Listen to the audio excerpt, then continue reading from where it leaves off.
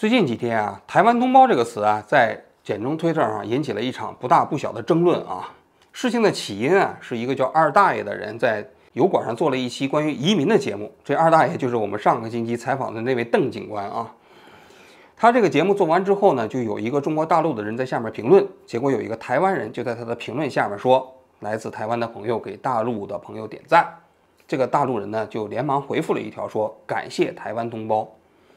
结果没想到呢，这位台湾人呢很快就给他回复了一条说，我和你啊还真不是同胞哈，因为我不是马列子孙。这个列啊不是列宁的列啊，是那个第一列的列。最后他还加了一句啊，希望你们中国早日天亮。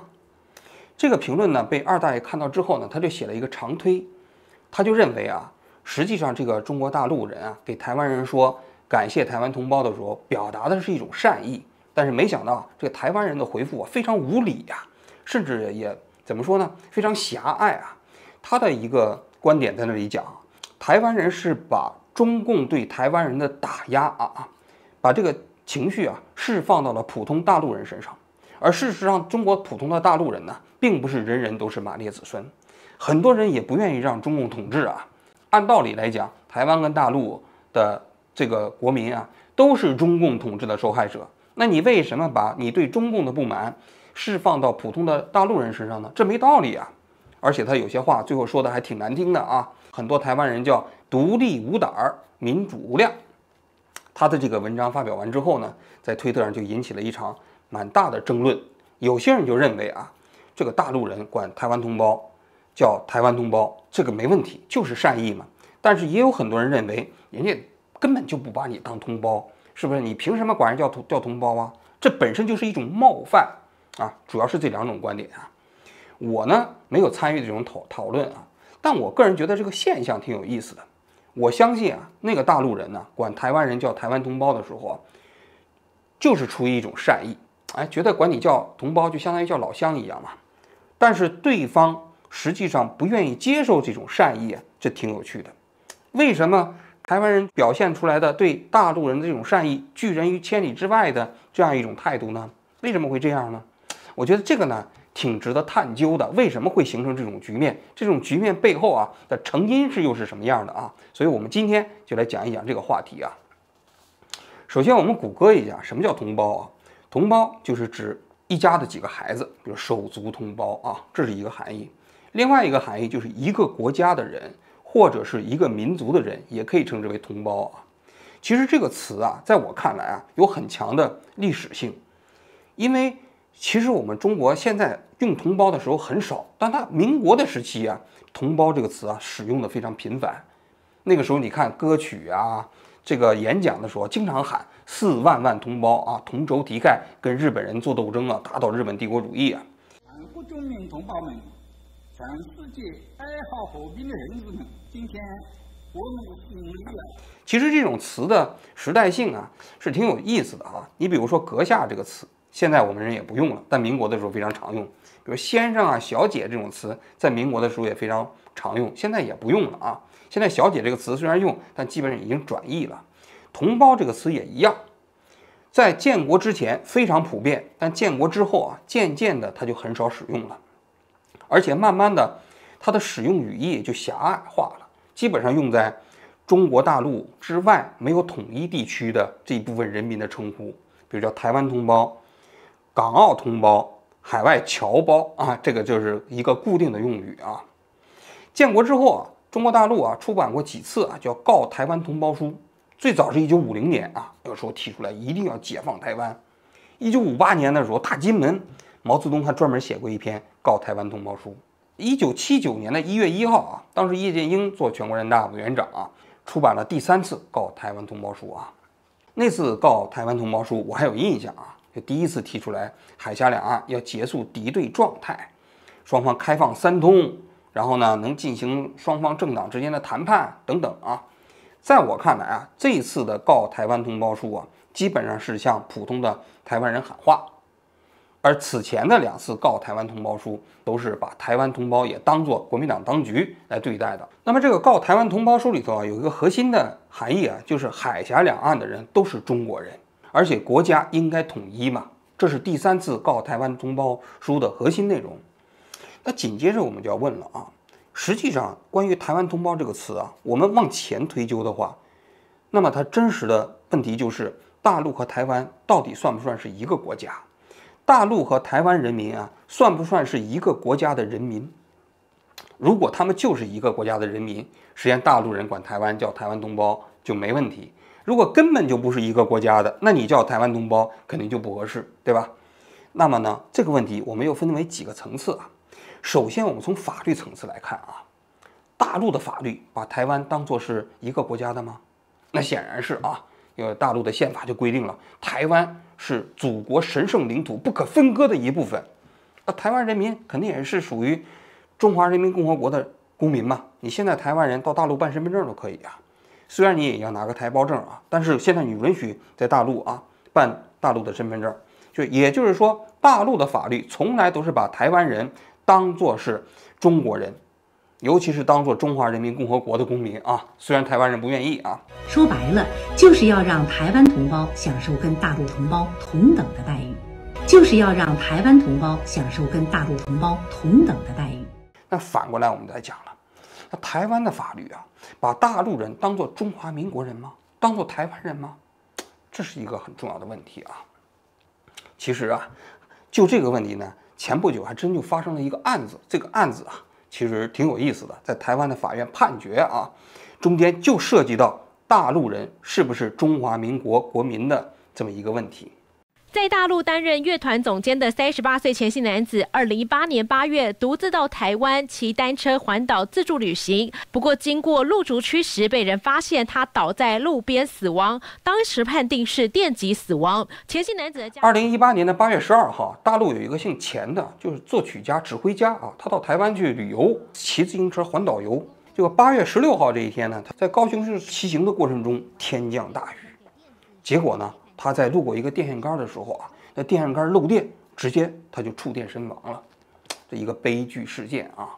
当时他被一个陈姓的女子发现啊的时候，他已经身体没有生命体征了。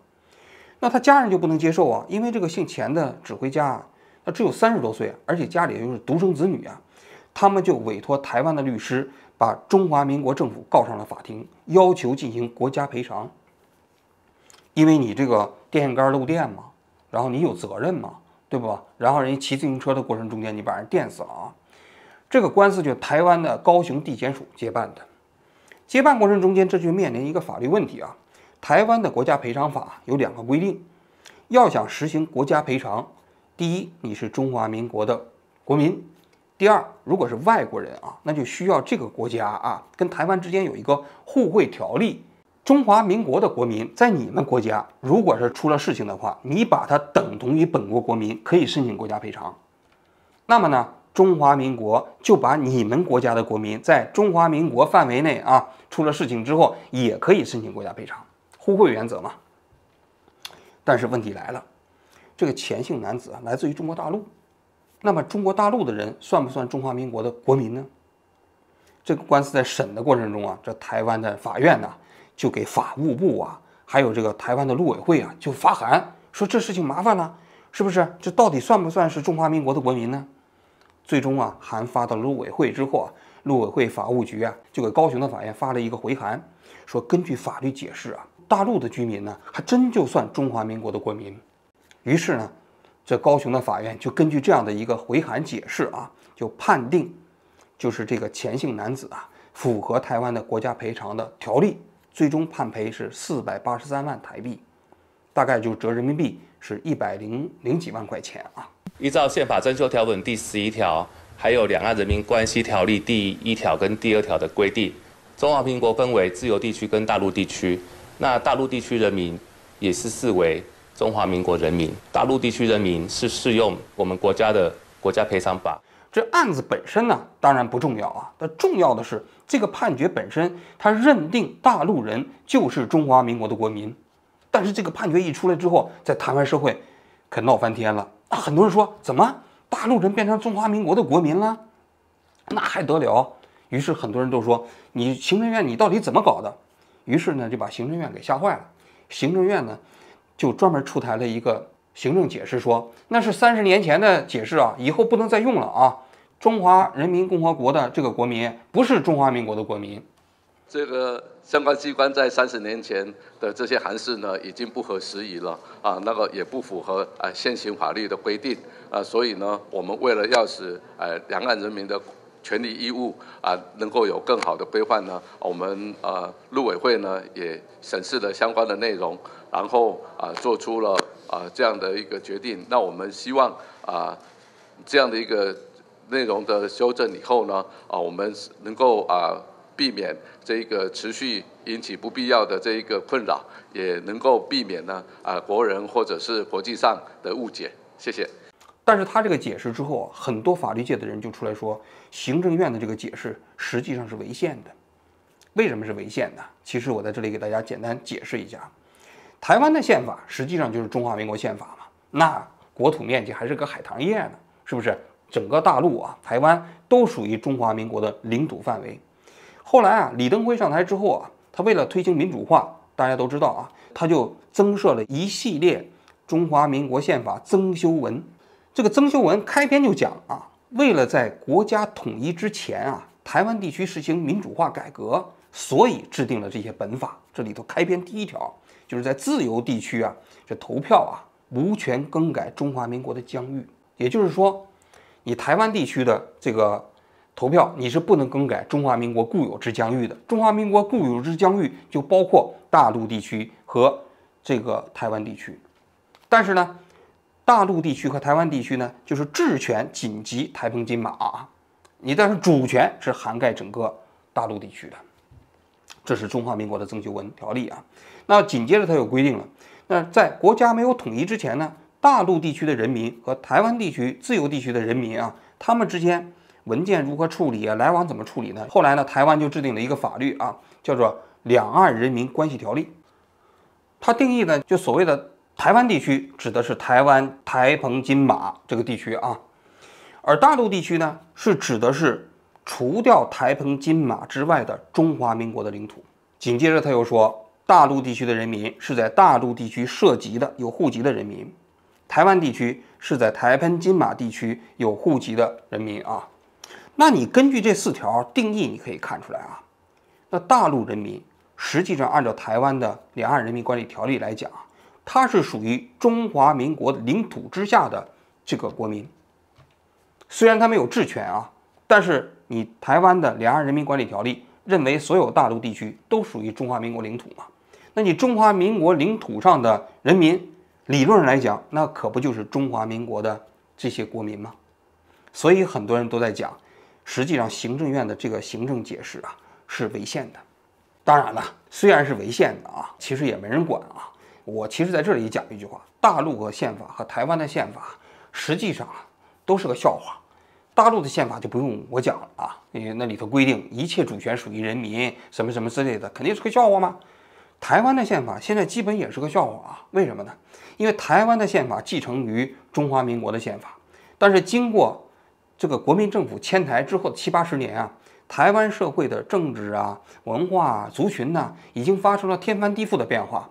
但是中华民国的宪法还不能动，谁也不敢动，所以台湾人现在实际上是没有人把中华民国的宪法当回事儿。如果要是真把中华民国宪法当回事儿的话，那台湾很多政治人物都得抓起来了，对不对？所以呢，实际上台湾的这个宪法基本也是空壳子放在那个地方了。这其实也是蛮有趣的一个现象就是大陆和台湾的宪法其实基本上都没人把它当回事儿这是从法律层面来讲，就是无论是大陆的法律还是台湾的法律，基本上都互相把对方的这个国民当作是自己的国民。那反映出来的事情呢，是台湾目前的宪法在面对跟中华人民共和国的关系的时候，其实是属于一个完全脱节的状态。也就是我们目前的宪法增修条文还停留在1991年那个时候的虚幻状态，认为说他们是所谓的中华民国大陆地区。所以从这个角度来讲呢，那你说大陆人管台湾人叫台湾同胞是没什么问题的但是紧接着问题就来了。事实上，就刚才我讲了，实际上台湾现在今天的社会认同跟中华民国宪法之规定已经是天壤之别了。为什么？就是从2000年陈水扁上台之后啊，应该说台湾开始逐渐经历了一场叫族群重塑的运动，大陆人把它称之为叫去中国化啊。民进党天天推行教材呢，不再讲整个中华民国的疆域了，只讲台湾历史啊。然后渐渐的，这些台湾人呢就不太认同自己是中国人了，仅仅认为自己是台湾人。这台湾的这个民意机构啊，每年都做民调啊，从1994年开始吧，就在做族群认同民调。2007年的时候，还是在陈水扁在任上的时候啊，台湾人的认同首次超过了中国人的认同，这是一个根本性的变化。早期的时候啊，因为国民党在台湾这个执政的时候，天天宣称光复大陆啊，反攻大陆啊，所以很多台湾人还是认可自己就是中国人的，而且台湾是中华民族文化复兴的基地。但是呢，民进党上台之后啊，认为这都是假的，台湾就是台湾，这个大陆就是大陆嘛。所以呢，台湾人自我认同啊，在发生着微妙的变化。在2007年这一年是十分关键的一年，而且这个趋势基本是不可逆转的。2008年马英九上台啊，国民党重新执政了，但是这个趋势认同自己是台湾人的这个族群比例是越来越高。到了2020年的时候啊，认为自己仅仅是台湾人，就根本不是中国人的，在台湾社会里占到的比例是多少呢？是67%，也就是2/3啊，就认为自己跟中国没有关系，就是仅仅是台湾人。而认为自己既是台湾人又是中国人的这个比例呢，只有27%，这个比例是非常之低了啊。这还是双重认可，就自己既是台湾人又是中国人。而认为国家应该统一的啊，只有5.1%了，在台湾社会，这就是台湾社会今天真实的民意。那么为什么会形成这样的一个民意基础啊？那在我看来呢，也有几个原因。首先啊，海峡两岸实际上在过去的100多年时间里头，除了1945年到1949年这4年的时间里，曾经短暂的啊变成一个国家，其他的100多年的时间里啊，这两岸之间确实是基本是分治状态。早期呢是日本人统治，后来呢国民党迁台之后，大陆呢又被中共占领了啊，所以两个海峡两岸呢基本上已经没有了共同记忆。你想想大陆的共同记忆是什么？建国以后我们都是什么三反五反、大跃进、文化大革命、上山下乡、改革开放，对吧？包括现在的修宪终身制，这是我们的这个大陆的人的集体记忆啊。而台湾人的集体记忆是什么呢？是这个光复，然后呢就是228之后呢就是戒严，戒严之后呢是美丽岛事件，美丽岛事件完了之后呢是开放党禁，然后政党轮替，就是基本这样的一个记忆。也就是说，海峡两岸的人呢，虽然都用中文，但实际上啊，已经没有共同记忆了。没有共同记忆所带来的一个问题，就是缺少共同的文化认同。虽然大陆人和台湾人用的都是中文啊，但两个人如果去聊天的时候，你会发现是没有共同的文化体验的。台湾人说的大陆人很陌生，大陆人说的台湾人也非常陌生。这个呢是一个普遍现象，你只要经过足够长的隔离，就会形成这样一种文化隔阂啊，这是第一点。第二点，大家都知道，大陆实行的是专制体制啊，中共嘛，对吧？一党独裁嘛，而且天天要统一台湾嘛。而台湾呢，经过了民主化之后呢，已经变成了一个自由社会啊。在这个社会中间啊，每个人说话啊，言论也比较自由，你就反党、反这个国民党、反共产党，也不会有人抓你啊。所以台湾人非常担心被大陆统一，而且也不愿意被大陆统一，大多数人就是这样的一个真实想法啊。所以当大陆人说台湾同胞的时候啊，台湾人本能的就认为，哦，你这是想统一我呀，那我可害怕，你可千万不要统一我啊，咱俩之间没有什么关系啊。所以这是一种本能的应激反应。那在我看来呢，其实现在台湾经过漫长的历史分割之后啊，自然形成的内容就是如此啊。第三个方面呢，其实就我刚才讲了，台湾人经过2000年之后啊，逐渐经历了一个族群重塑的过程。这个族群重塑啊，虽然他们在讲中文啊，但台湾这个民族的概念在渐渐的形成，就是他们只认同台湾是他们自己的故土，只认同台湾的文化是他们自己的文化。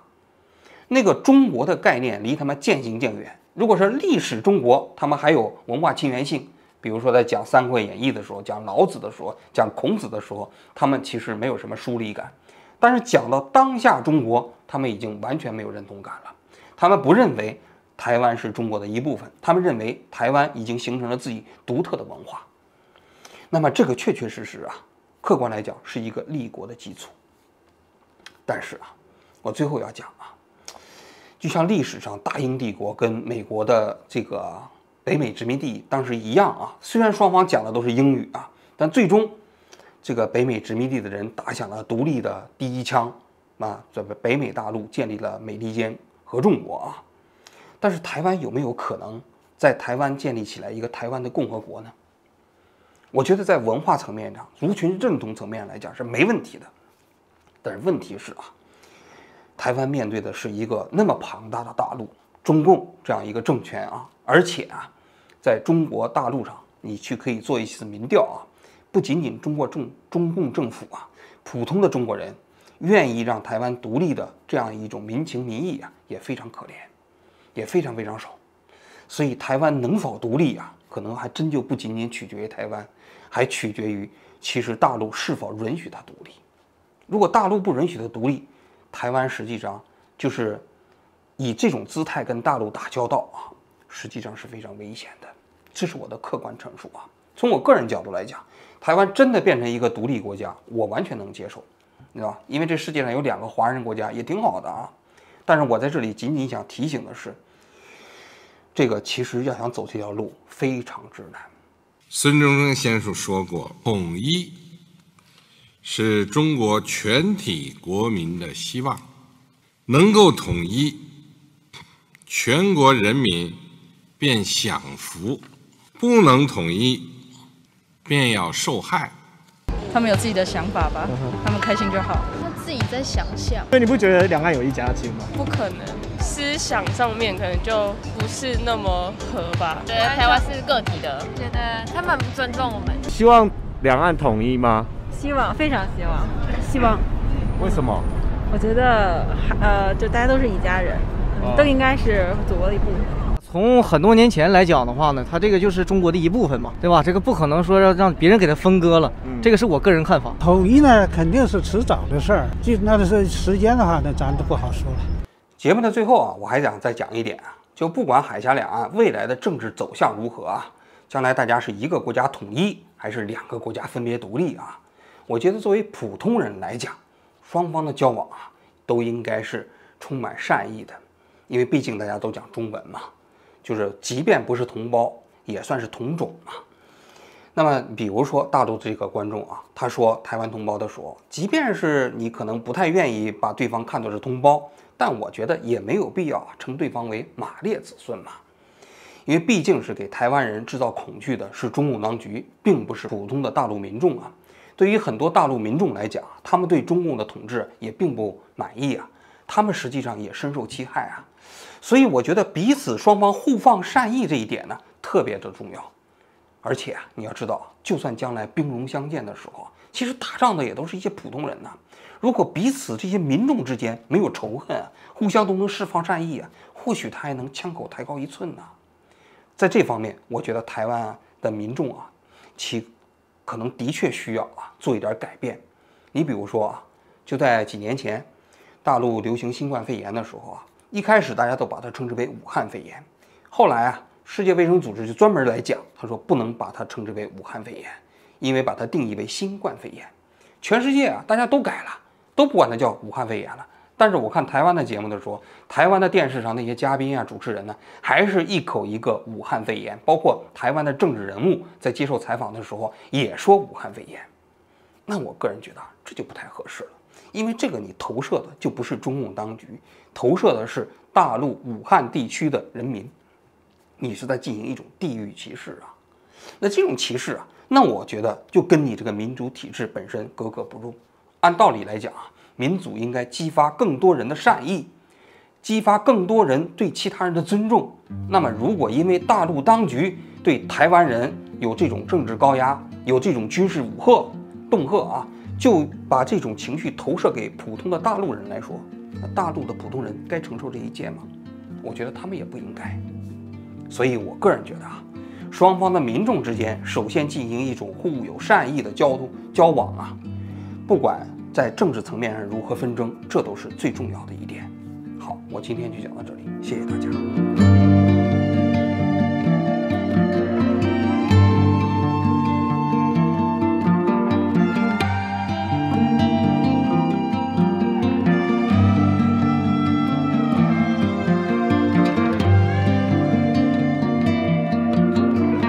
中就是大陆和台湾同属一个中国，世界上只有一个中国，台湾是中国领土不可分割的一部分。中华民国跟中华人民共和国互不隶属，这个两岸互不隶属，这个是一个很清楚的事实哈。那我们在处理两岸的关系的最高的目标，就是第一个要确保台湾人民自由民主的生活方式，也要确保台湾人民的人权哈。第二个，我们也希望就是说能够尽其所能的来维持两岸的和平稳定。